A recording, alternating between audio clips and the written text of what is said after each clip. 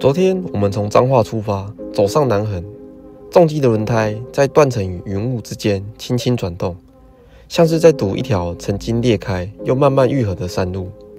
一路上，我们经过崩落的边坡、修补的片道，也遇见了山里那些还没有离开的人。他们静静地生活，像山一样沉稳又坚定。当太阳落下，我们抵达花莲。疲倦，但心里有一种难以言说的安定。可这趟旅程还没结束，山还没说完的话，我们还想听。所以今天我们从花莲出发，走中横回台中。骑上重机的那一刻，风就变得不一样了。它不再只是从耳边掠过的声音，而是像一种古老的语言，在山与山之间低语，像在提醒我，这里曾经剧烈地颤抖过。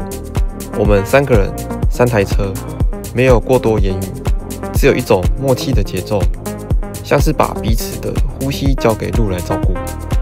有些地方崩塌的痕迹还没来得及被修补，有些弯道连阳光都不敢久留，可我们仍然上路了，像是要对这片土地说一声：我们来看看你了。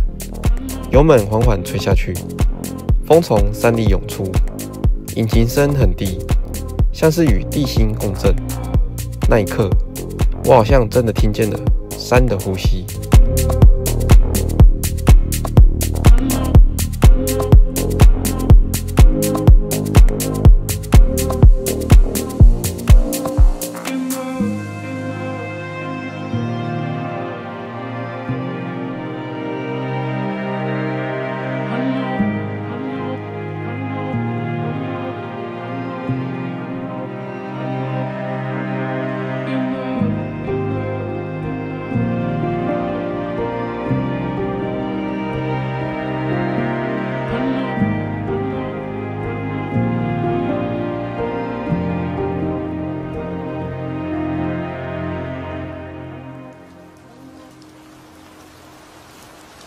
I know I shouldn't be in love.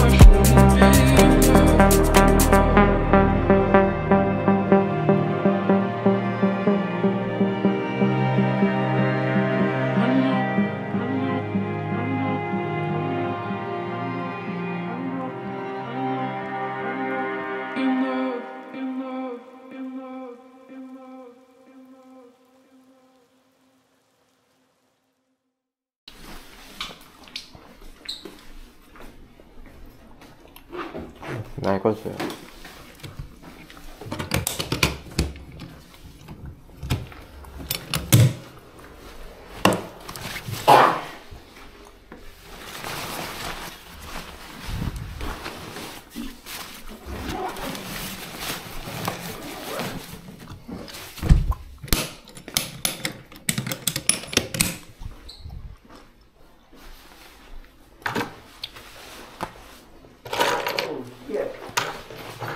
等下中横，就让它湿吧。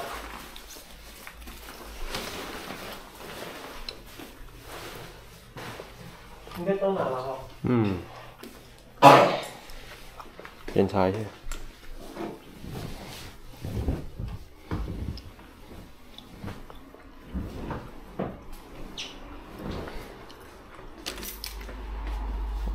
忘记拿，就忘记洗了。啊？怎么办？围巾忘记洗，还是我再洗一下，你再等我1小时。先被熊哥揍。我是不反对的。你说揍的部分吗？你先出去。没有啊，这是你讲的哦，我什么都没说。你说揍的部，你先走，先走。啊？你说揍的部分不反对吗？这我没说。啊，还是要穿啊？有雨哦。然后呗。我刚回来的时候是没了。一点点吧。又来了。不干。他刚怎么了？被我刚踩空，然后我直接跳下来，我靠！不要想不开哟。吓到了，吓到了。你昨天喷，今天也要喷。整个人都喷了。我们3个人今天特别安静，或许是昨天太累了，或许是山里的湿气让梦野变得特别粘稠。这天我们一觉睡到中午11点，外面还在下雨，是一种没有风的雨，静静离落，像是山的沉思还没醒来。我们在花莲连吃的都没有兴趣，没说太多话。中横会不会封路，我们不确定，但我们知道，如果还想走，就得快，所以我们没有多留停，没逛市区，没拍风景，甚至连离开时的合照都忘了拍，只是默默地戴上头盔，拉起拉链，发动引擎。从那一刻开始，我知道，这不是一段普通的回程，而是一次与山、与自己之间尚未说完的对话。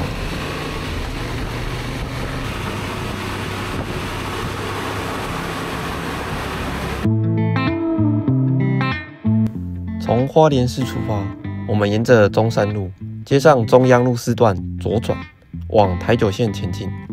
这条路我走过很多次，是花莲通往苏花与太鲁阁的主要道路，也像是一条慢慢牵引人走向山里的线。但对我那2位同事来说，这是第一次走这段路，他们的眼睛里有我已经习惯但难以感动的风景。左边是山，今天下着雨，湿气让山的颜色变得很深，像墨，像绿色正在低声沉思。山的云很低，贴在山腰，有一种无声的庄严，像一座座站着不语的神。我们一路骑到了 Seven 祥佑门市，这里是我们进入中横前的最后一站。补给、上厕所，彼此对看一眼，没说太多话。不知道接下来会不会遇到封路，会不会太冷，会不会太饿，但我们只知道，一旦进去了，就要走完。先买在车上。先买在车上啊，不然你等下进去就什么都没有了。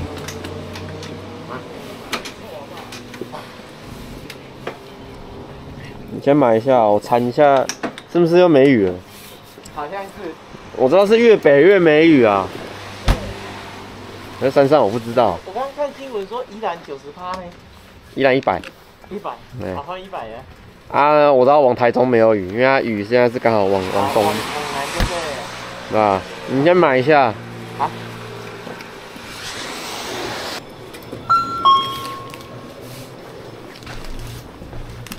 强制断开。可以，没问题。你是不是觉得这段风景还不错？哎呀，这也还不赖，我认真。对啊，如果大晴天，你会觉得更好。对，再来一次，南横然后冲花莲。你好，再来一次南横冲花莲。不会太累吗？我们站在 Seven 门口，雨还没停，路面湿滑，空气像被水洗过一样清透。3台车静静地停着，像也在休息。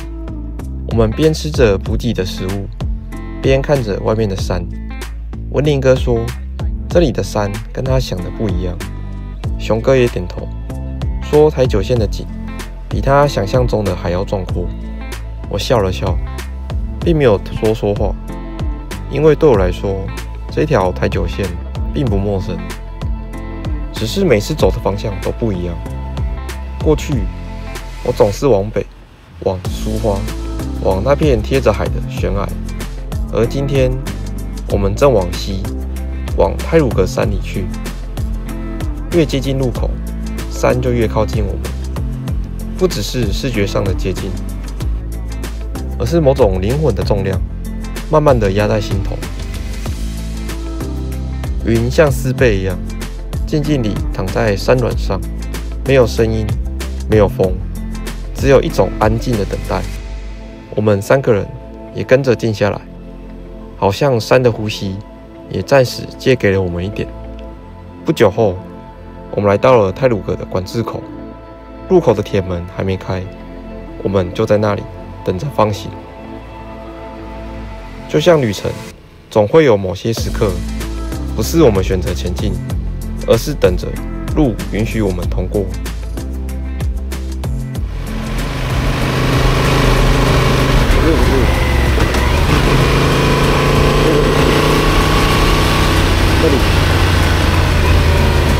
这里啦，这里，船只在这。哎，对，对啊，他们在等。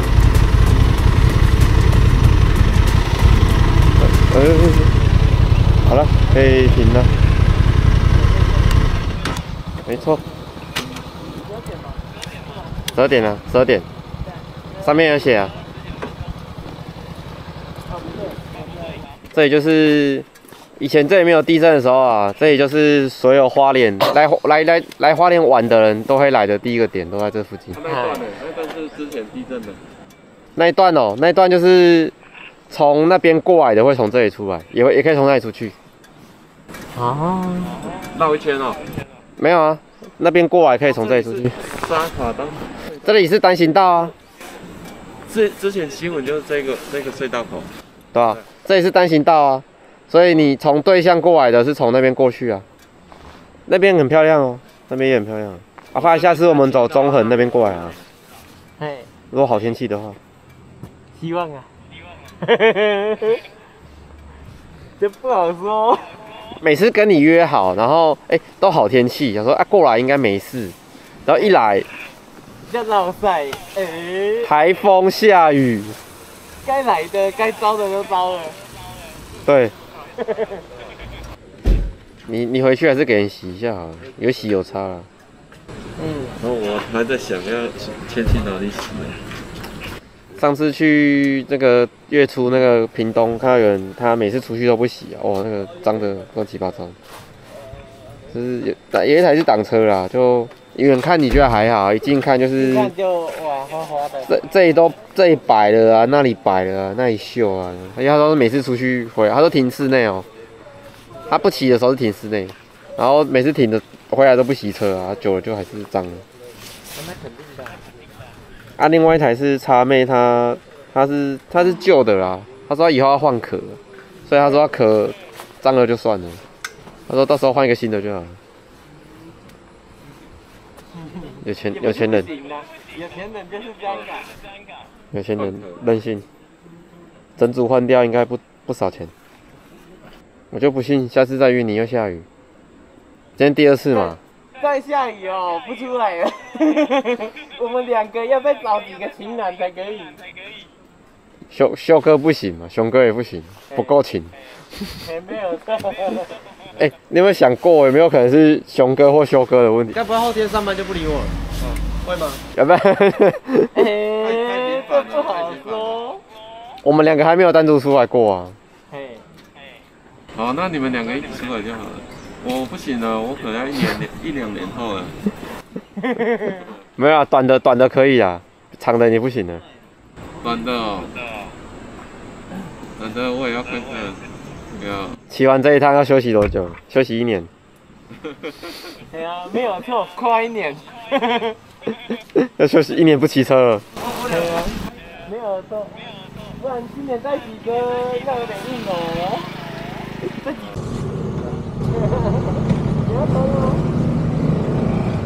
你要冲吗？算了，不要算了。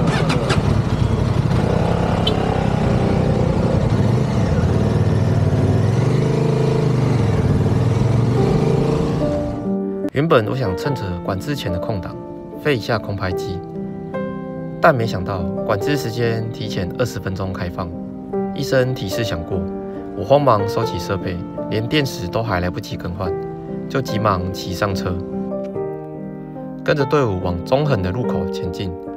一开始会经过3个隧道：沙卡当、希拉岸及长春隧道。黑暗与光明轮流出现，像一种古老仪式的通道。而在最后一个隧道出口之后，我们仿佛真正走进了另一个世界。柏油路满目疮痍，裂缝像伤口一样蜿蜒，道路破碎，边坡上散落着刚崩下来不久的石块。前方的车辆小心翼翼，像在穿越一片尚未愈合的大地。我们没有说话，只有引擎声。震撼是内心的静默，不是惊呼的声音。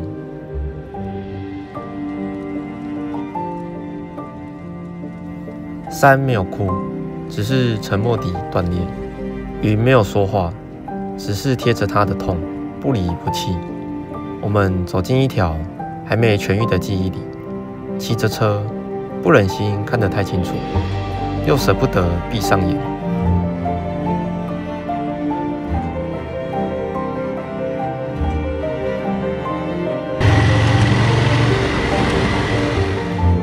那是2024年圣诞节前的景象，震后不久的中横，像一张破碎又能有人走过的纸。而现在，再经过这里，会看到重新铺好的柏油，整齐平顺，像不曾受伤过。但我们知道，那些裂痕曾经在记忆里的山，永远不会是修好的样子，而是那天我们静静骑过去的模样。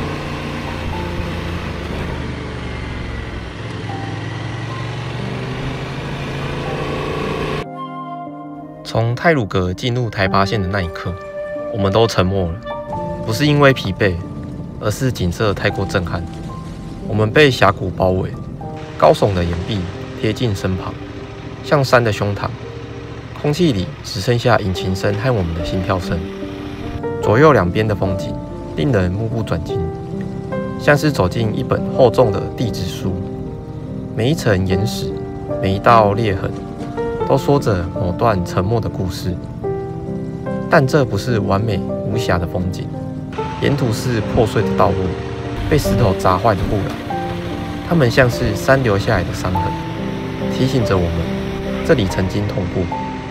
在那些伤痕之中，我们也看见了繁荣的影子，半毁的建筑，塌陷的观景台，荒废的贩卖亭。这里曾经热闹过，不只是台湾人，还有很多外国的旅人，为了这片鬼斧神工的景色而来。我们一路经过天祥游戏区，过去熟悉的声音，笑语的人潮，如今被静默取代。步道全数封闭，石板路长满青苔，看起来更像是一座被自然吞毁的梦。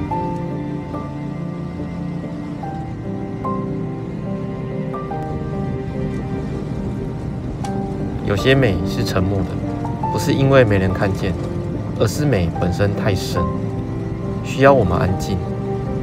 山曾经张开怀抱，迎来四方旅人，如今他闭上眼，等待下一次的醒来。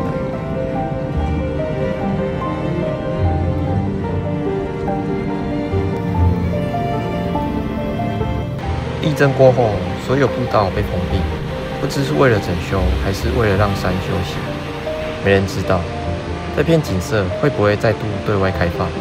但我想，不管有没有机会再走进这些山径，只要我们记得这里曾经如何壮丽，如何安静，如何受伤，它就会一直存在，不只是在地图上，而是在我们走过的那天，山留给我们的心里。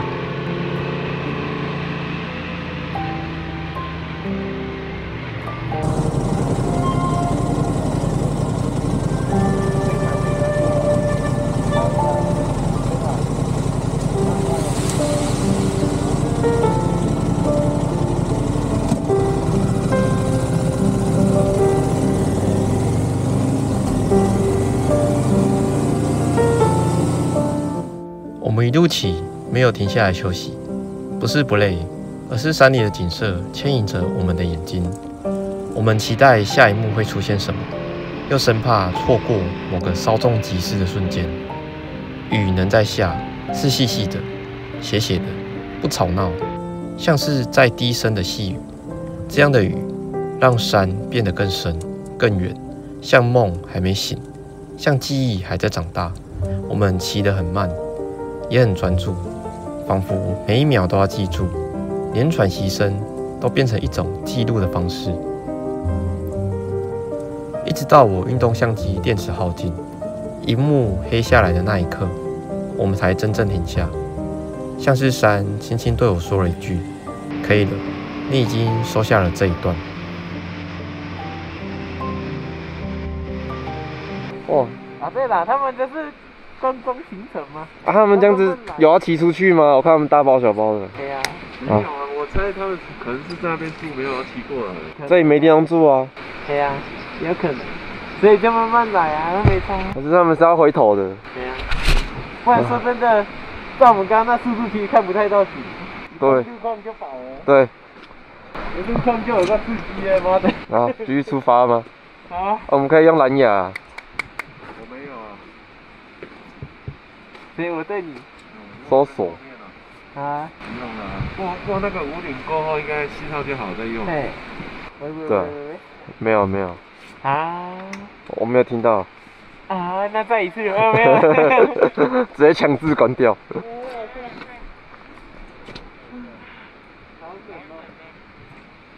维尼好玩吗？跟昨天比起来，比昨天好玩。比昨天好玩。景是比昨天好看。对，差很多。光进来那个隧道那2个之后就差很多了。到一路到这里都还是比昨天好。对。好奇怪哦。不知道为什么，可能主要是我们在山中啦。昨天那个都是在峡谷里面。哦。可能离比较远。所以这是小山。对，这里就差比较多了。因为你会发现说雾比较少啦。其实天气也有差啦。昨天天气太糟了。今天比较好一点。对啊。你看现在好很多啊，对不对？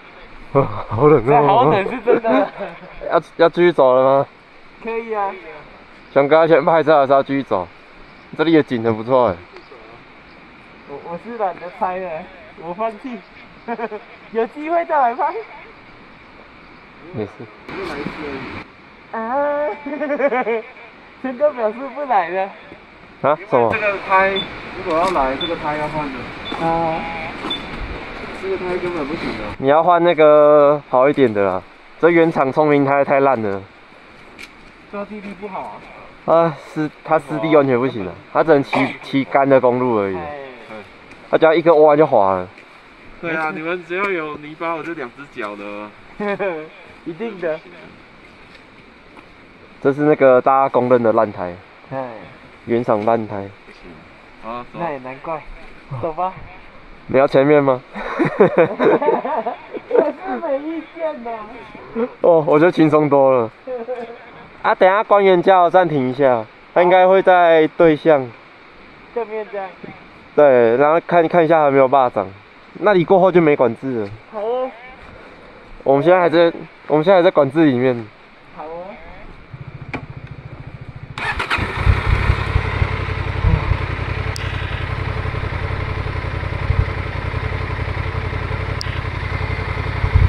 超冷哎。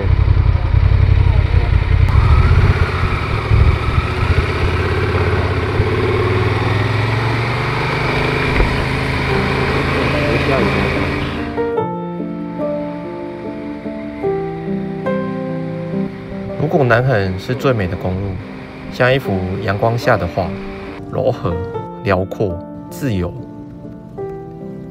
那么从太鲁阁开始的台八线中横，就是一首写在云与石之间的诗，峭峻、神秘、沉静。这里的美不靠颜色，而靠阴影；不靠声音，而靠静默。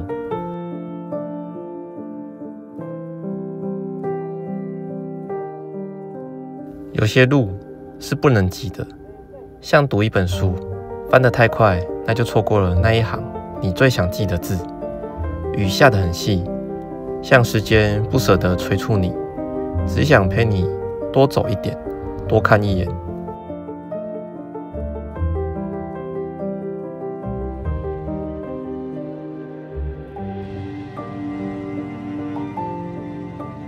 有些路是身体走过去，灵魂才会慢慢跟上的，而中横就是这样的地方。我们终于停下来，不为了休息，而是终于懂了，有些风景不是拍下来才算记得，是放在心里才真正带走。启动施工。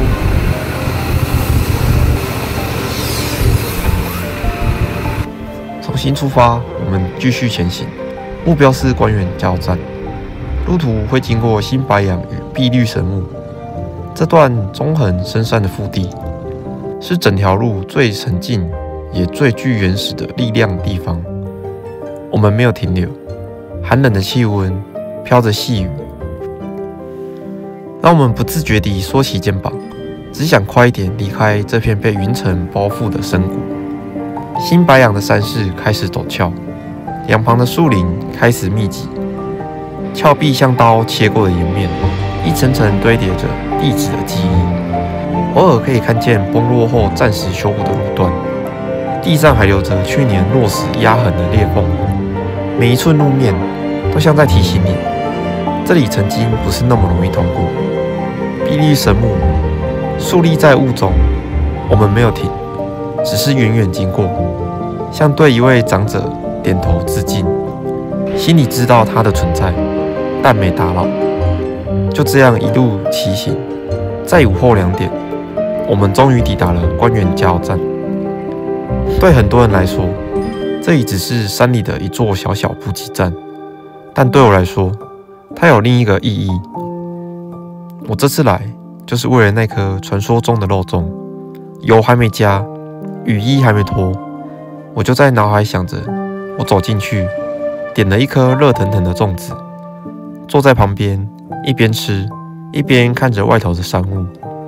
那是一种很简单的满足，骑了半天的疲惫，像记忆电力的耗尽，一路没停的风景，全都被那一口热粽子的温度慢慢融化。有些旅程不是为了目的地，只是为了在某个地方吃一口你心里惦记很久的东西，然后你知道自己又多记住了一段山路的味道。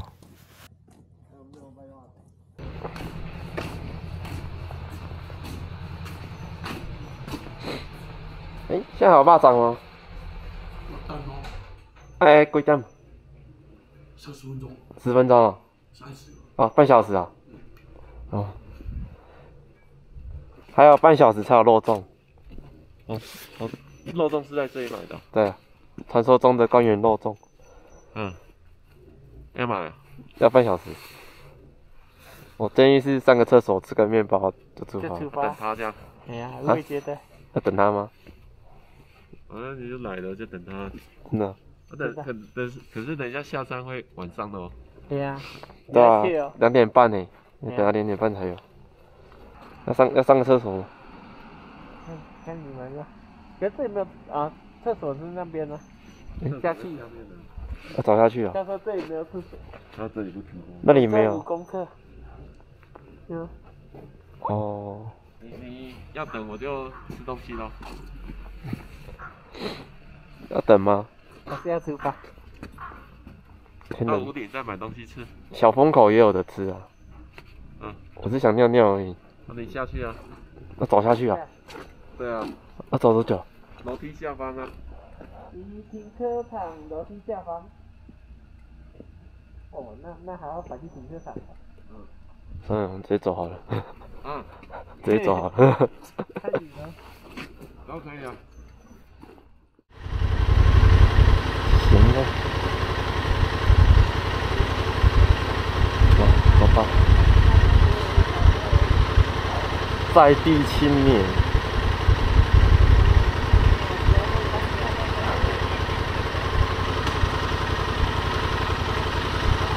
这样有点冷。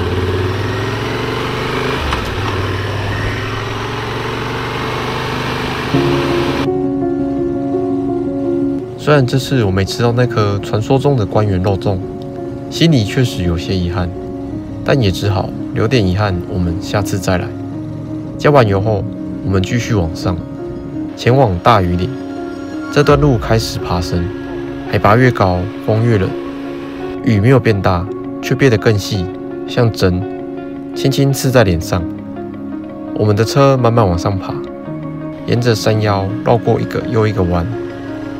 路面湿滑，有些地方还残留着早上结霜后未干的印痕。车轮碾过湿地时，会听见一种黏滞的声音，像山在低语。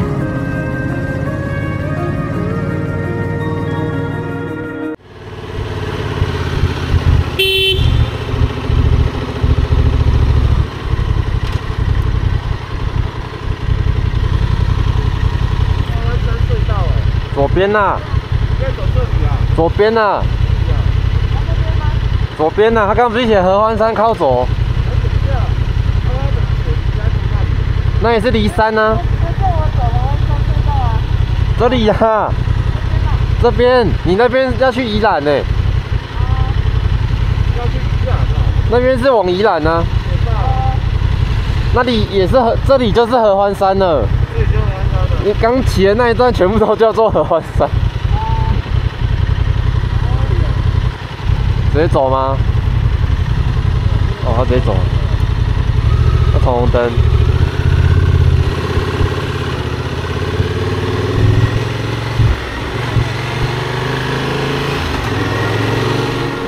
大屿岭过后是合欢山方向的台14角，这是一段让人安静的路。沿途的针叶林越来越稀疏，山势开始打开，视野忽然变得辽阔。可惜那天大雾弥漫，山若隐若现，就像站在你眼前，却从来没完全出现过。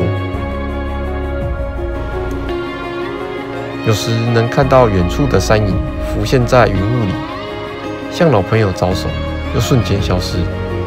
我们都不说话，像是不想打扰这些短暂的出现。越接近小风口，坡也越来越陡，车子喘，身体也喘，但我们没有人提议停下来，不为了赶路，只是心还被眼前的景色抓着，还想再多看一点，再多靠近一点。雨还在下，没有声音，只有冷。雾在山间流动，像一场极慢的梦。终于，在雾里，我们看见合欢山管理站的招牌。那一刻，我们才真正停下来。贩卖部里灯光微晃，热气从关东煮的锅子升起。我们坐下来，各点了一碗，没说什么，只是静静喝着热汤。那一碗汤不只是为了驱寒，而是山在回应我们的抵达，说：“你们辛苦了，来先暖一暖。”我们这一路风没停过，雨没停过，坡也没变缓。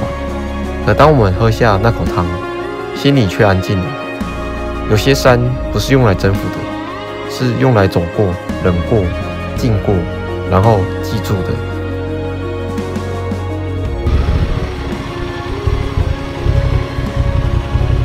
鸡骨头，这里有卖关东煮，加。跟他听不到吧？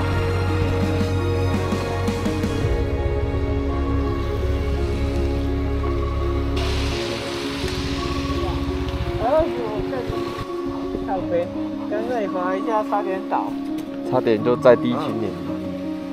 但是我熊哥哈的感觉是哈没有倒，没有。哦，我故意干让这个位置给你。哪里？你说这里啊？哎呀，没关系啊，没关系。这边是115。那这边吃完，等一下你们下去还要再吃吗？有餐厅。看情况哦。哦。如果太饿的话。哦。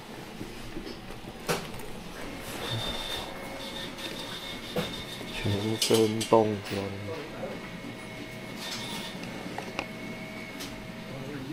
都没有插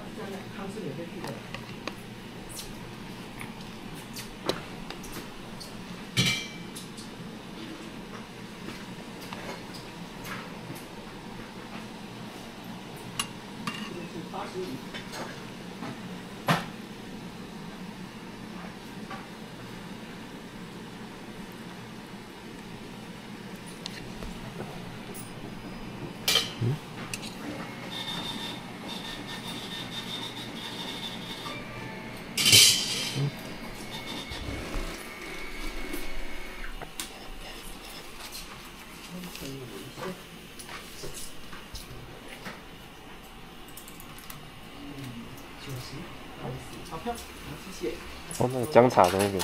找你5元不好。不好意思，没关系，谢谢谢谢。好，后面有叉子酱料，汤是免费去的哦。好，谢谢你。来一个黑糖姜茶。好。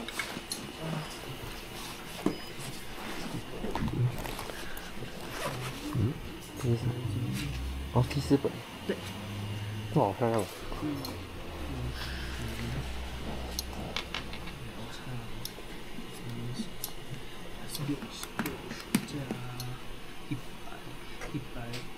它这一片是干贝片，它50块可以吗？可以。好。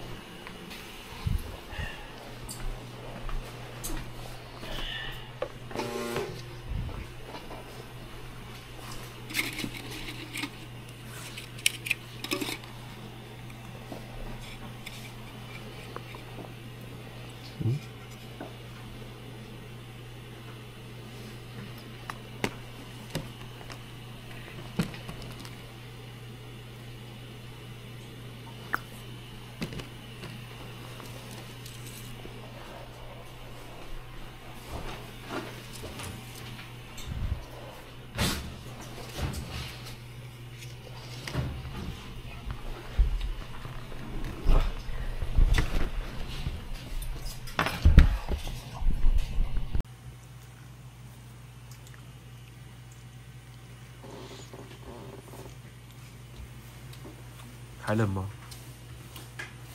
好多了。好多了。看来熊哥不冷了。哎，哦，那不是你哦。看来熊哥不冷了。哎，认错人了。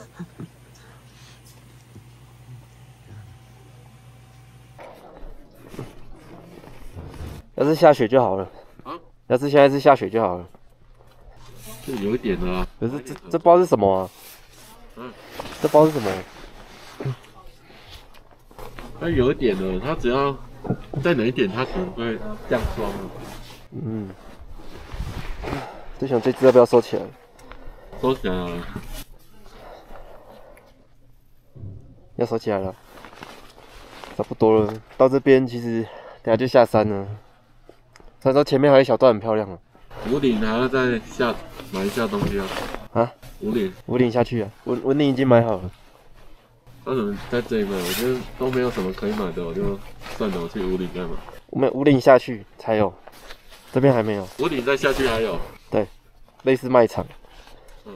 那边吃的比较多，也可以挑买。买个1-2包打发一下就好了。我还在录哦。你这样子他们都听到了，买个打发一下，没有啦，看一下。对啊。吃完关东煮，我开始收拾摄影设备，准备启程。小风口往五岭这段，我来过很多次。我心想，应该也没什么变化了吧？同样的路，同样的季节，同样的人，所以这一次我没有打算要拍。但没想到，刚出发没多久，我就后悔了。云雾开始涌上来，像潮水一样，从谷底升起，绕过山腰，轻轻攀上我们的肩。风景整个变了，明明是同一条台14四甲，却像进入了一段从未见过的旅程。山还在，弯道也还在，但光线不同了，湿气不同了，连树的轮廓都变得像水墨里的晕染，不再清晰，却更有深意。我想起曾经在网络上看过的一句话：五岭的景就那样而已，有什么特别的？每天那么多人上去，还不如去国外。那时候我也有些认同，同样的路一走再走，看多了也就麻木了。可今天风景让我安静了，不是因为它变得特别壮丽，而是因为我发现，就算是同一座山，只要你的心改变了，它就不是原来的样子。那一刻，我突然明白，风景的意义不在于它有多么新奇、罕见，而在于你是否愿意再次走进它，再次看它一眼，用一颗今天的心去看。我们在云雾中继续往上骑，寒冷依旧，雾气浓得像时间也被放慢了。我没有再拿出相机，不是因为景色不值得记录，而是因为我知道这一回我已经用身体与心记下来了。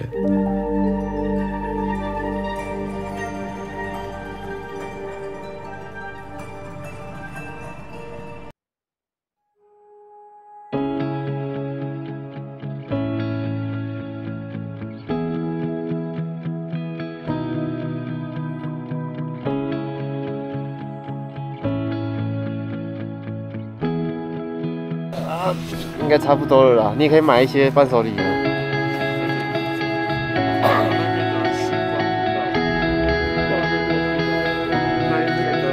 哦，那边也可以买啊，那边就是小瑞士门市啊，很有名。好便宜啊！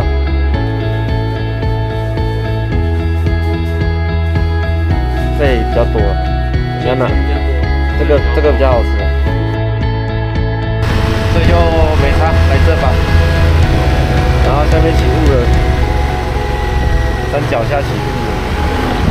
哦，这里的景，刚淋雨下来的景都好漂亮哦。对，反正可以。那我安全帽就可以放那了。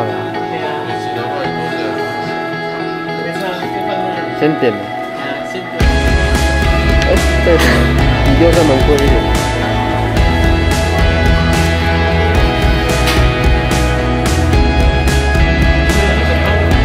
杨哥，下次什么时候播？没有了吗？没有下次。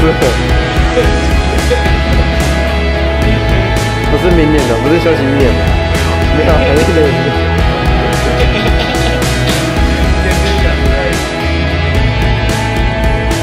会风枪啊！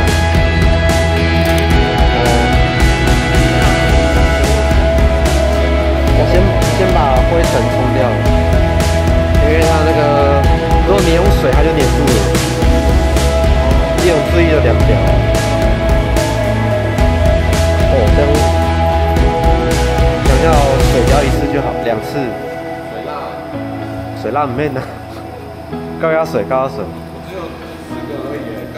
够啊，泡泡10块而已啊。我看你洗，然后跟着。我没有用过这个。可是我的不一定呢，因为它现在温度很高。